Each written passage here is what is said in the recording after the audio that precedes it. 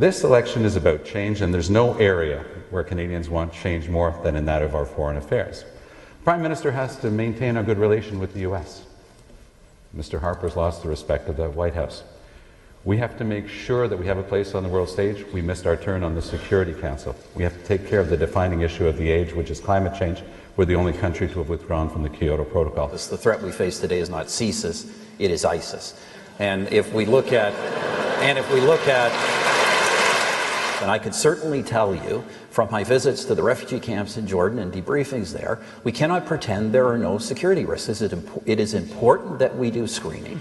And those countries in the world that responded to these headlines, as these others would have, by just opening the doors and doing no checking, have rapidly regretted that and are now trying to put in place the very kind of system that Canada has been pursuing all along. It's a generous response.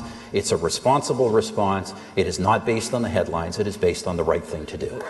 When we talk about the legacy that my father leaves behind, first and foremost is the Charter of Rights and Freedoms, which has defined Canada as a country that stands up for individual rights, even against governments who want to take those away. Multiculturalism that has made Canada a country strong, not in spite of its diversity, but because of its diversity. And bilingualism, which, as my father understood, Mr. Mulcair, means saying the same thing in French as you say in English. And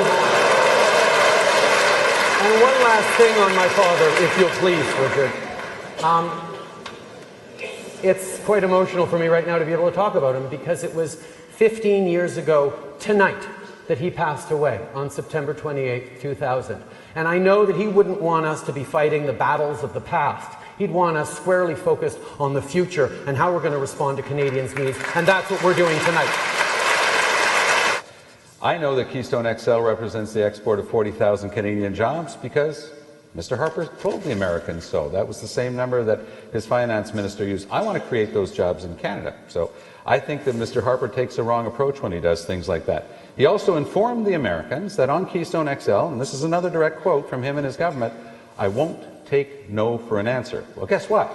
The answer was no, and you weren't able to do anything about it. Now every progressive in the United States is against Keystone XL. Mr. Trudeau and Mr. Harper are in favor of Keystone XL. Same way they're both in favor of Bill C-51.